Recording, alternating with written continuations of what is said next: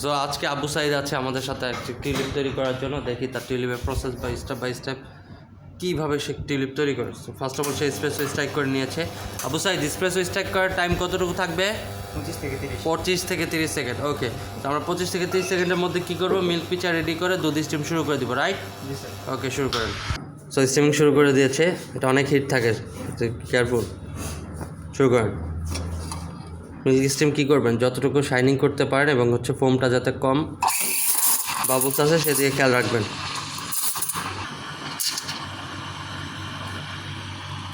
শুরু করেন, বিসমিল্লাহ। উপর থেকে চিকন করে ডিজাইন শুরু।